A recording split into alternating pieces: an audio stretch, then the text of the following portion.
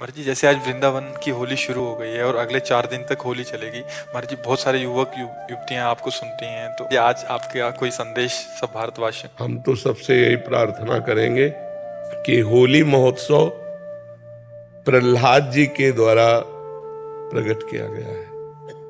जब प्रहलाद जी किसी भी प्रकार हिरण्यकश्यप के मारने से नहीं मरे तो उसकी बहन होलिका थी।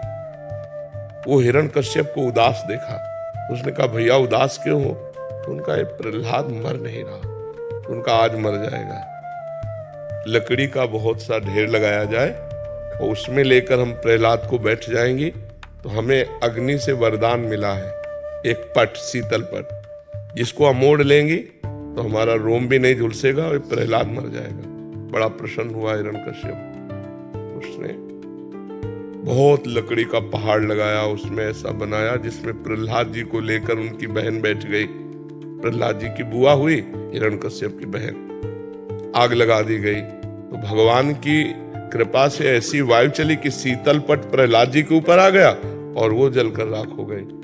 तो जितने प्रहलाद पक्ष के थे सुबह वहां जब गए तो देखा प्रहलाद जी बैठे हुए, बड़े आनंदित थे। ढोल मंजीरा कीर्तन से होली की पूजा की और आपस में गुलाल रंग लगाकर खेल रहे, नाम कीर्तन कर रहे, पद गा रहे कि प्रहलाद जी भगवान की भक्ति से बच गए। तो ये उत्सव मनाया जा रहा है।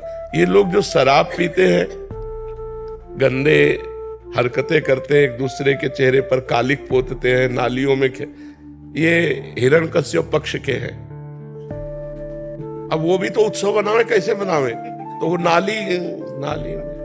नालियों में गोबर कीचड़, उसकी हिरण्यकश्यप पक्ष की पार्टी, और एक होती साधुता की पार्टी, एक दूसरे पे गुलाल लगाए, राम कृष्ण हरि बोले और बैठकर पद गायन किए और खूब गुझिया और मिठाई भोग लगा कि ठाकुर जी को और पाए आनंद मनाए। तो हमारी समस्त देशवासियों से प्रार्थना है कोई भी व्यसन न किया जाए। व्यसन उत्सव को खराब कर देता है, जैसे शराब है और भी हुक्का है, ड्रग्स है, कोई भी नशा मत करो। फ्रेश माइंड से भगवान का नाम जप करते हुए, पद गायन करते हुए होली का आनंद लो। नशे में होली का आनंद थोड़ी होता, नशे में तो मूढ़ता छा जाती है, मूढ़ता में आनंद कहाँ। तो कोई भी नशा इस होली उत्सव में ना किया जाए और हम आनंद पूर्वक भाईचारा बनाते हुए एक दूसरे का सम्मान करें, प्यार करें। जो हमसे दुश्मनी मानते हैं, होली के दिन हम उनके भी घर जाएं और उनके गुलाल लगावें और उनसे प्यार करें। हमारा एक भी दुश्मन विश्व में ना हो, यही सबसे बड़ी हमारी प्रार्थना है। हमारे आचरण पवित्र हो, हमारा व्यवहार पवित्र हो, हमारा चिंतन पवित्र हो तो होली सार्थक है।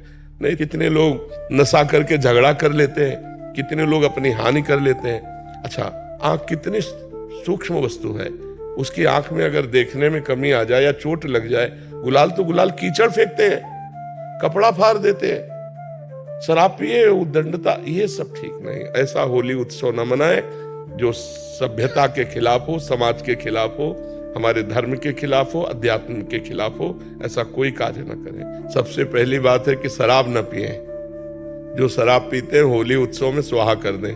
और दूसरी खास बात है मांस न खाएं, क्योंकि आप भले जीव हत्या नहीं करते लेकिन आप हिस्सेदार हुए, क्योंकि आप खरीद के लाते हो और खाते हो तो आप हिंसक ही माने जाओगे। तीसरी बात, किसी माता बहन की तरफ गंदी दृष्टि मत देखो, जैसे तुम्हारी बहन ऐसे दूसरे की बहन। तो आप पवित्र ब्रह्मचर्य रहिए और जो अपनी पत्नी है उसी पे अनुराग कीजिए। ये 3 बातें छोड़ने की कोशिश कीजिए: शराब, मांस, व्यभिचार।